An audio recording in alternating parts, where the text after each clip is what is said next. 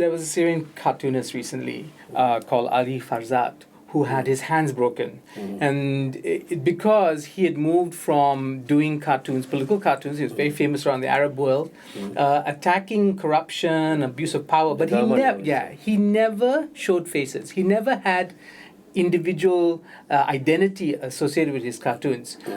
But then, because of what's happened and Bashar al-Assad, he felt had gone over the line, he started to take out, and this resulted in his hands being broken. Now, your style has been very personal from the start. I remember during the Reformasi period, Mahathir's nose grew bigger and bigger and bigger, and you've never shied away from identifying the people that you are very critical of in your work. And why is that? Why not try a style that's a little more kind of like, from the outside and not straight at them? Because they are the one who have power. The situation of political cartooning, I think it's a very different from we want to compare to let's say the US, UK, or even in Syria, because we have a different struggle. We have different struggle here. When we criticize the government, cartoonist job is to criticize the government.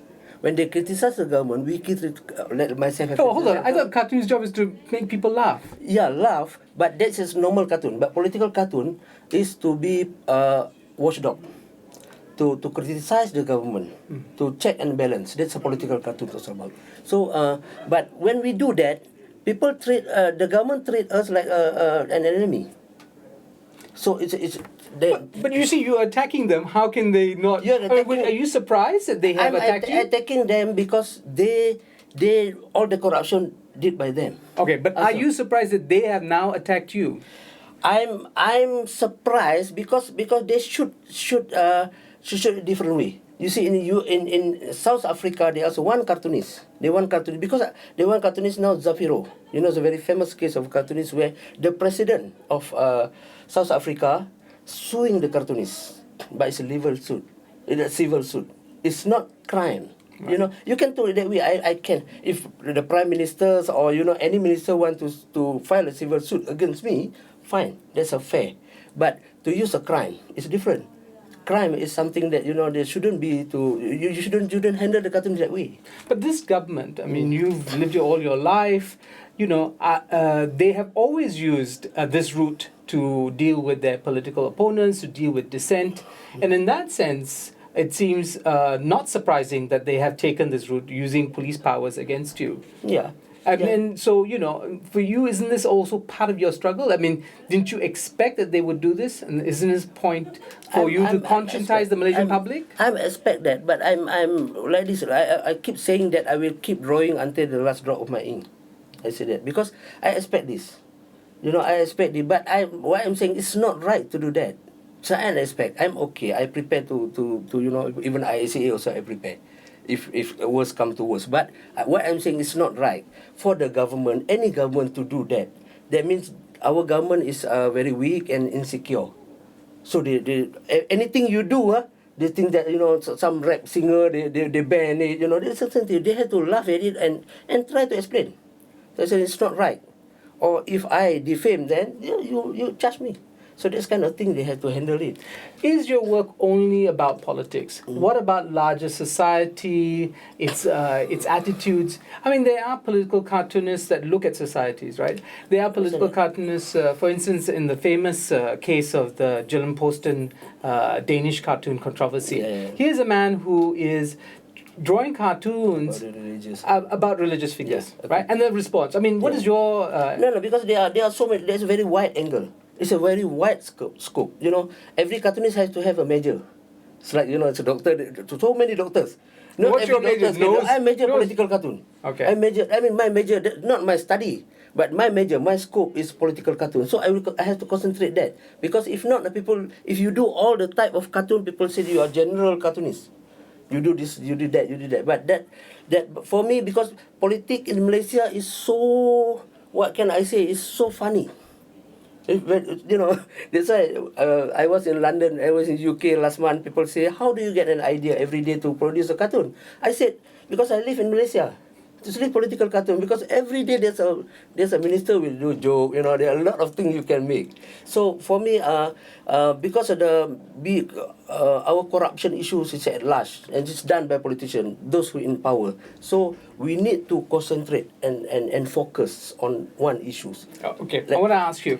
I've always been this is a big question I've always had in my head when I looked at your cartoons. Why did Mahathir's nose become bigger and bigger?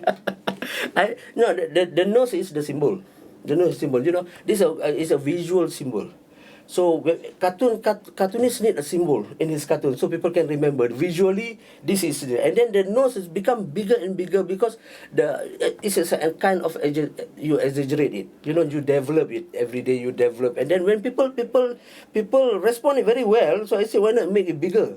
Where make it bigger. Sometimes I even admit that I didn't plan it well. Sometimes at one point of time I realized, how come it's so big?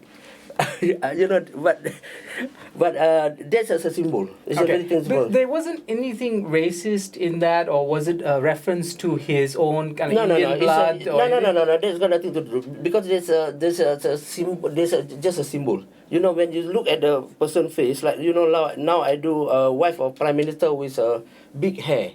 There are always something we can exaggerate out of it. That's a cartoonist. This is to compare cartoonist and illustrator. Illustrator, they illustrate whatever you have. Like I draw your face, illustrator will draw as it is. Okay, I want to ask you, is the Prime Minister's wife fair game? Is it right for you to attack somebody who's not an elected official, to use her as part of your political campaign? On paper, yes, he is not officially elected, but I think it's an open secret that she take part in decision making. So that's why she's part of my why I attack her, because she the using public money in a Permata case. In there are some women in the summit, or what, there are some lady, first lady summit. They use the public fund. Okay, I want to ask you, I'm looking at some material that you sent us, and the list of issues that you take up, the murder of the Mongolian model Al Tantuya, the conspiracy against Anwar Ibrahim, the Prime Minister's wife, jet engines. I mean, the list reads like the list of topics you would go, that you will hear at a Pakatan Rakyat ceramah, right? I mean, your agenda seems so clearly aligned with the Pakatan's agenda. Is that a problem for you? No, they are not giving me this idea. I look at it, this is the major problem we are facing now. Because, for But what I mean is, if somebody says to you, hey, you're a propagandist for Pakatan Rakyat. I mean, you might be a very talented propagandist, but you're a propagandist. No, I'm not in line with. I have a cooperation with Pakatan Rakyat in that. But the issue is a very major issue, and in selecting an issues, we have to be like this. Which is important first. This is important. This is major. So I need to concentrate to that first, because I believe that if, let's say, we talk about corruption, there are so many corruption issues you mentioned here among part of it. Let's say you want to cut a tree, you cannot start by cutting a leaf.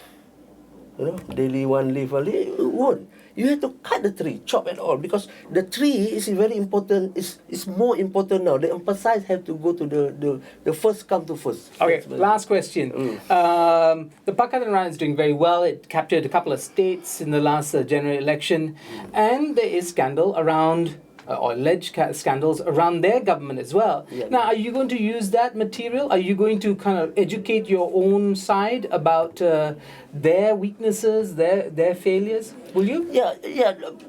Not now. If one day they Pakatan Rakyat take over Putrajaya, become federal government, they have absolute power.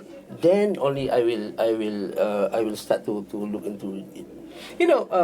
Instant Cafe Theatre did a satire a couple of years ago, and they did something on Anwar, and they actually were very funny. He was a character, was a lion. He was always very vain, and they were poking fun at him. I mean, it wasn't as hard hitting as their normal satire is, but they were starting to see some of the different characters in the Pakatan and saying, hey, maybe we should also hold up a mirror to them and say, we see you as this, are you so vain, blah, blah, blah, I mean, who would you satirize from the Pakatan riot? If you had to choose one Pakatan riot politician, Politician. who you think of course could be, Anwar Ibrahim. Of course, it's Anwar Ibrahim. You know. and what would he look like? He's a main leader. Okay, I draw so many things about him.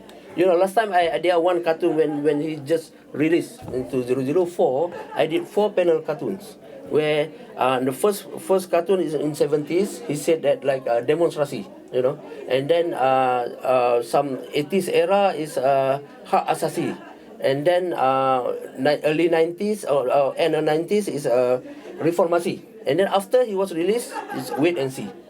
I said there are some cartoons, so you know, but I'm what is the point for me to criticize Anwar now? That's the issue for me. What is the point of it? You know, every paper today, almost every paper criticize Anwar. Because why? Because Anwar is weak. It's easy. You know, you take a very simple thing. You know, there are some trend in political cartoonists in Malaysia. They like to criticize. They are very critical, very vocal when issue involve Obama or Israel president. Why? Because it's safe. Safe for them to target someone that, you know, Obama is 10,000 miles away. He will never read Utusan. You know, so what's the point? What's the point we go that way? So we need to go to, that's why I said, this is my tagline. Why pinch when you can punch?